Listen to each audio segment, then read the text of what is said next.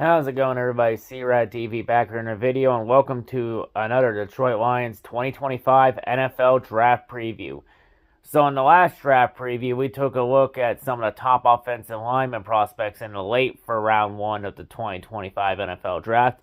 In this video, we're going to take a look at some of the late first round draft class for the defensive lineman prospects, so defensive ends and defensive tackles, since the Lions are pretty limited at choices at number 28.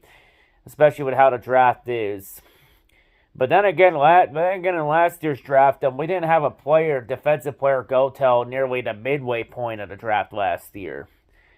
So, hey, anything's possible, but I highly doubt that's going to happen again. Chances of that happening again are pretty damn rare. But yeah, of course, mainly though for the D-line, it doesn't hurt to have another defensive tackle on the list, since, DJ Reader is, I believe, coming up on a contract year this year.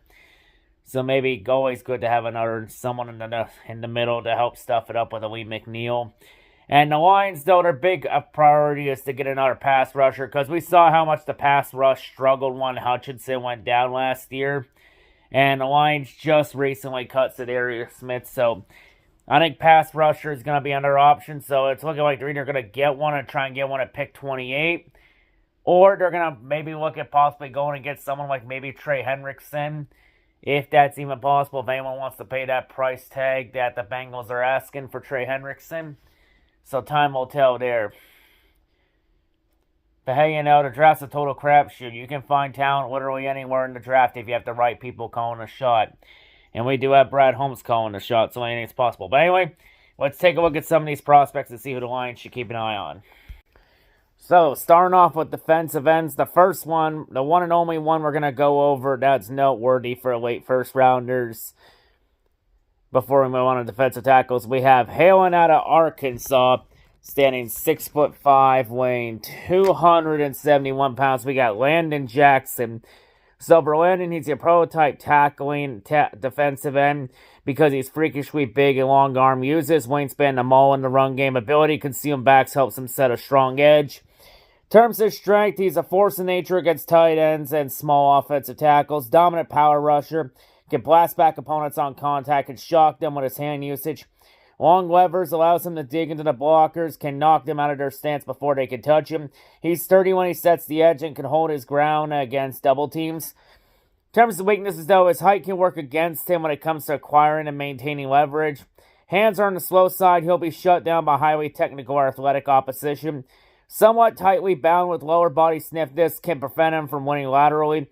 Insufficient when it comes to running stunts. Reliance on length and strength will likely limit his production once he gets to the pro level. In terms of his NFL comparison, he's been compared to Dayo Odeyingbo of the Indianapolis Colts. So overall, a lot of things to like out of his game. Force of nature, very good tackler, can help stuff to run, maybe help set the edge too. Maybe someone to keep an eye on for sure here. Now moving on to defensive tackles. The first one we're going to go over here, hailing out of South Carolina, standing 6'4", weighing 284 pounds, we got TJ Sanders.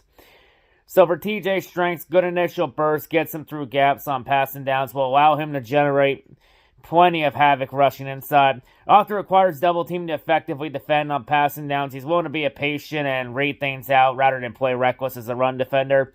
Alert player, ideal spatial awareness, uses leverage effectively, can manipulate blocks, can bend low enough to beat a low man. Excellent pursuit player, can run down QBs, can corral them as scramblers. Strings together moves like he is in a flow state on passing downs. In terms of weaknesses, though, he's underweight for a typical NFL defensive tackle. Shows when he has to sit down against blocks in the run game. Not a natural stack and shed player. He gets turned off by his angles. He'll need some time to adjust the power and strength of NFL linemen. His tackling strength's average at best. Lacks run-stopping instincts. Occasionally lacks fluidity when he has to find the hole a running back is taking. Had a little trouble against bulky interior guys in the latter half of the season for South Carolina. In terms of his NFL comparison, he's been compared to Milton Williams of the Philadelphia Eagles. Overall, a lot of things to like on his game. Has good initial burst, and, it's been so dominant, usually needs double teams, which can take some attention off guys like Hutchinson and all that. So that would be someone definitely to keep an eye on, I think, for sure. So the next player we're going to go over here, hailing out of Kentucky, standing 6'7", weighing 340 pounds. We got Deon Walker. So for Deon's strengths, unbelievable producer throughout his college career for a player his stature. Stands out like a sore thumb on the field, dwarfs most offensive linemen that line up across him. Outstanding versatility, allows him to line up all over the front without being outclassed physically. Natural power generator, can uproot both tackles and interior linemen with his bull rush. Tackle radius allows him to latch on to ball carries from a distance. They can reel them back in. Took reps as an outside linebacker against South Carolina this year, and he managed to win in those snaps, if you want to watch some tape there. In terms of his weaknesses, though, sloppy build with a lot of weight stashed in his upper body, ladder, and his legs. Too easily stood up in the run game. He'll be fighting an unwinnable battle to stay leveraged. Stiff lower body prevents him from turning the corner and getting back into a winning angle around the arc. Too often he's late to recognize where the ball is and detach from blocks. Base narrow too much when he defends the run. In terms of his NFL comparison, he's been compared to DeForest Buckner of the Indianapolis Colts. So overall, a very big frame, a very big guy, has size, does a lot of things right, has a little versatility to him, so maybe it's someone to keep an eye on for sure. May have to cut some weight, though, for that versatility to really kick in, but, hey, maybe someone to keep an eye on for sure. And the final defensive tackle, the final defensive lineman, the final player we're going to go over inside this video, we have hailing out of Oregon, standing 6'5", weighing 305 pounds, we got Derek Harmon. So for Derek, he has the size and length to be a fair every down starter. Good athlete in terms of speed and explosiveness, solid pass rusher, developed arsenal of moves. Extremely productive pressure numbers in 2024. Was strong with heavy hands, solid bull rush, has the flash, the ability to break through double teams. Sturdy, disciplined run defender, holds his gaps well. Good motor as a pass rusher, constantly looks to make plays. He had a clean injury history with no major worries. Terms of his weaknesses, though, he's a really poor finisher, does not convert pressures to sacks well. Numerous missed tackles on tape. He gets taken off the field more often than you would like to see. May have some motor issues. A little skinny for his frame. May have a harder time stopping the run as a proficiently at the next level without some added bulk. He's somewhat stiff with limited effectiveness in schemes that can rely on stunts and little twists. Lateral agility is going to knock down his testing numbers. His late breakout with only one good season of pass rush production. He's also been listed as a player that could disappoint in this draft class because he's a production boom and a spot in one of the nation's best defenses. It helped to put him in front and center. He's more granular review of the film, and players show he's lacking NFL caliber pass rush traits and potential. In terms of his NFL comparison, he's been compared to B.J. Hill of the Cincinnati Bengals. Overall, a lot of things to like out of his game, but the question was it really all him? Or was it the scheme defense that he ran in Oregon when Oregon was one of the top teams in the country? That's going to be a very interesting question for sure. I think definitely the definition of a boom or bust player for sure.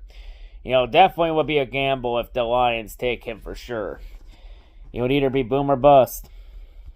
And that'll wrap it up for this 2025 Detroit Lions NFL Draft Preview. So quite a few interesting defensive linemen to keep an eye on if the Lions want to go with a pass rusher in the first round at pick 28 if they don't trade that pick in, or if they don't trade down out of the first round to somebody that wants to trade back in. That could be an option for the Lions at 28. They got a lot of options they could go with at 28. It can go a lot of different ways. Definitely some names to keep an eye on for sure. But yeah, most of this pass rushing class doesn't get really heavy until day 2 of the draft. But definitely some interesting names for sure to keep an eye on with where the Lions are at, picking 28th in the draft for the late first round.